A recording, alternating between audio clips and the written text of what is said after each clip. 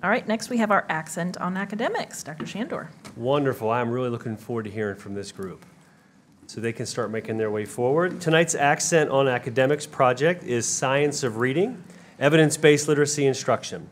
The science of reading is a body of research focused on how the brain learns to read and the best ways to teach foundational literacy skills. Yorktown Elementary leaders and staff participated in specialized training targeting evidence-based literacy instruction to meet the needs of all students. Teachers incorporate daily phonemic awareness practice, word manipulation activities, and explicit phonics instruction, which had a positive impact on literacy at Yorktown Elementary School. We're really proud of the results that they had at that school this past year. Dr. Kristen Bolam, Yorktown Elementary Principal, will now share additional information and introduce the presenters. Dr. Bolam. Thank you. Good evening, Dr. Shandor, Madam Chair, members of the board. As Dr. Shandor shared, my name is Dr. Kristen Bolam, and I am very honored to serve as the principal of Yorktown Elementary School. We are pleased tonight to have the opportunity to share our journey into the science of reading and evidence-based literacy instruction, a journey that began last year at Yorktown Elementary School. When we refer to the science of reading, we are referring to the body of research from fields like developmental psychology, neuroscience, and literacy that address both how the brain learns to read and how to best teach foundational literacy skills to our students. We know that what sets humans apart from all other living things is that our brains are wired for language. That is speaking, listening, and understanding. But science has shown us that our brains are actually not wired to process written language. That's because written language is really just an invention, just like a spoon. Just as we have to learn how to use a spoon, so we have to learn how to process written language. We must be taught how our written language represents our spoken language in a very direct and systematic way. To process spoken language, several major parts of the brain must perform specific jobs.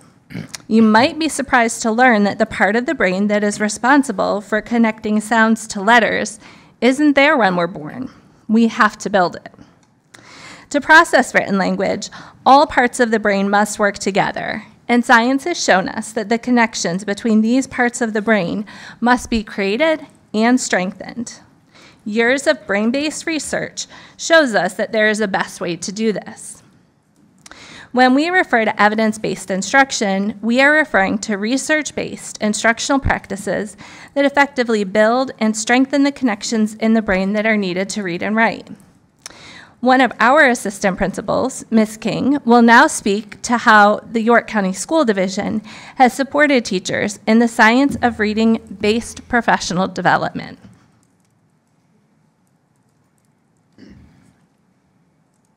All right.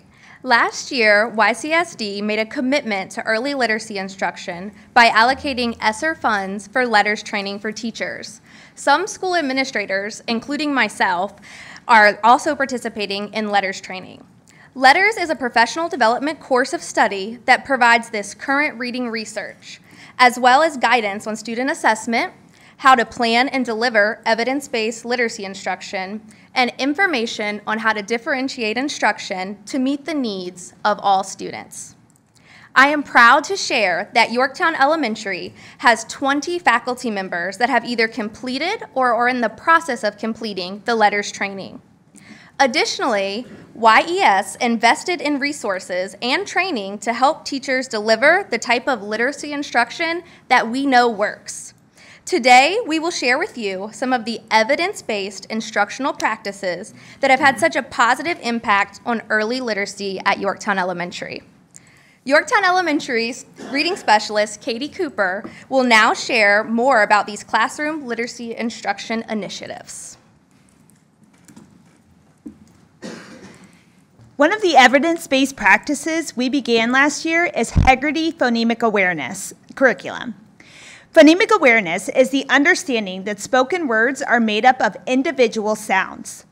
A child who has strong phonemic awareness can isolate and manipulate the sounds in words, blend sounds to make words, and segment words into individual sounds.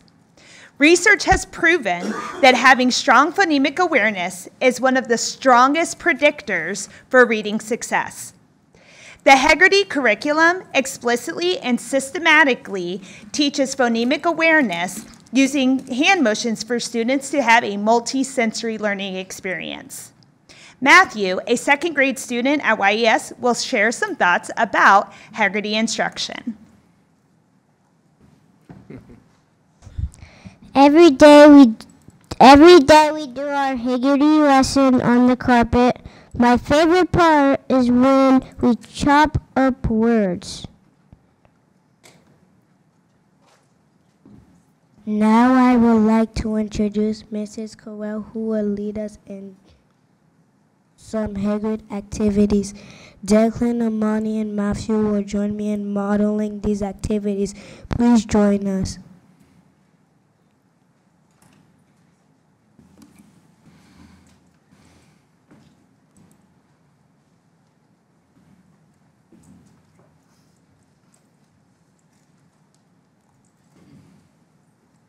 Hello, members of the board. Please follow along with the directions I provide by saying the sounds or words and copying my hand motions. I'm going to say the sounds in a word. Please blend the sounds to say the word. Sh, a, p, cha, ch, a, s, Chase. or, This time, I'm going to say a word. Your job is to segment the words. Math. Chose. Cash. Now I am going to say a word, and then I will tell you to delete a sound. Say cheer. Without the ch, what's left is ear. Say thread. Without the th, what's left is red. Say shake. Without the sh, what's left is egg. Finally, I am going to say a word, and then I will tell you to change a sound. Say chip.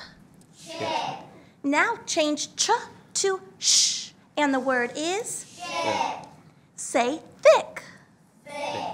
Now change th to ch, and the word is chick. Say shin. Now change sh to th, and the word is thin. Thank you for following along with us during our Heggerty example. Now Mrs. Cooper will return to describe the phonics-based instruction we began last year.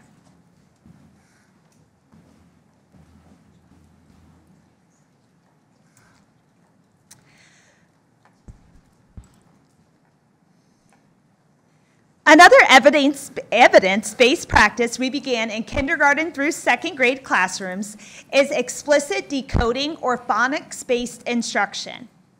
This instruction helps create connections in the brain between speech sounds and how those sounds are represented in print. For this, we used a resource called How to Plan Differentiated Reading Instruction by Sharon Walpole and Michael C. McKenna. This resource was a helpful tool for teachers because it includes a research-based assessment that pinpoints a student's decoding needs and provides lessons that teachers used in their small group instruction to target those decoding needs. Each lesson has critical pieces of a strong phonics lesson plan, including decoding single words and reading short pieces of text with words students can decode or sound out easily. Teachers were able to supplement reading with additional decodable text through books provided by the ESSER grants. Now Declan will tell you about his experiences with small group reading instruction. Every day with Miss Carell, we read and spell words with sounds that we have been practicing.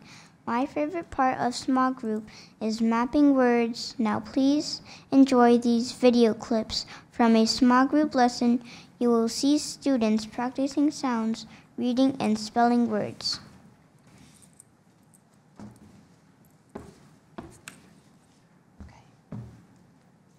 Tap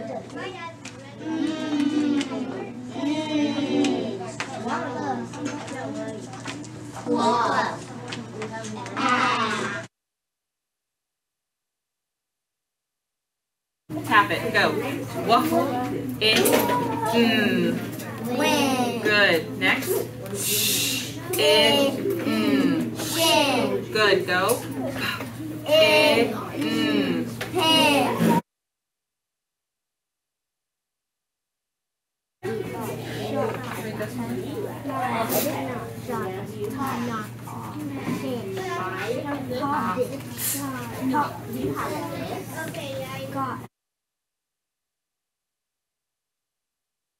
When I went on a ship.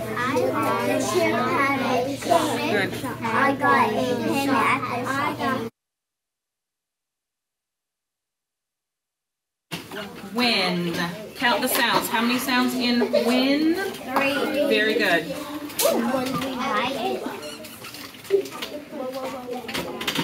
Spell the first sound. What? Spell the second sound. It. Spell the third sound.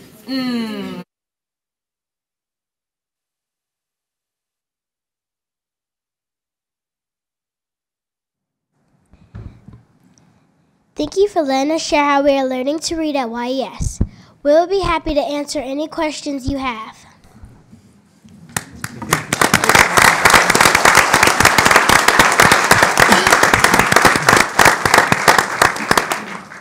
You guys did a wonderful job. Yes. Board members, questions?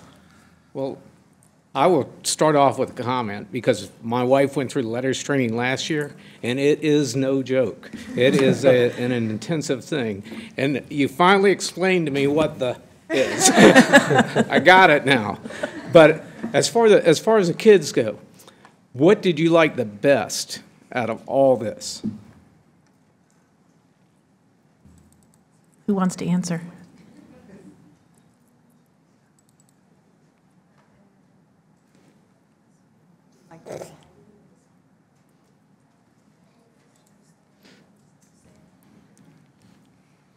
I like Heggerty more because I like blending the words, and it's really fun. Yeah, I got you. Awesome. All right. I'd just like to say our reading scores are certainly a testament to our teachers and our instruction in the classroom. They're over the top, so keep up the great work. Thank you. Yes. So it looks like you guys are having so much fun when you're doing these exercises, both here and in the video. Does it make you want to, even when you're not in those classes, to do more of these exercises or try to do your own reading at home or writing examples? No? Okay, all right. I know I went in to read in some classrooms last year, and just having kids read to me, they were all using the hand motions and breaking up words. And obviously at that point, I didn't know what that was. So I had to ask, and it was, I mean, they kind of gave me an example of how they're breaking up these words and helping kids to read. So again, just looking at your SOL reading data from this past year, I mean, you guys have dedicated your time. Obviously, we're looking at dedication of funds to this program, and you can look at it and say it worked. Because, I mean, that's not just because of the materials, that's because you guys have put so much hard work into it and dedication. So thank you so much. And you guys, you did a great job presenting.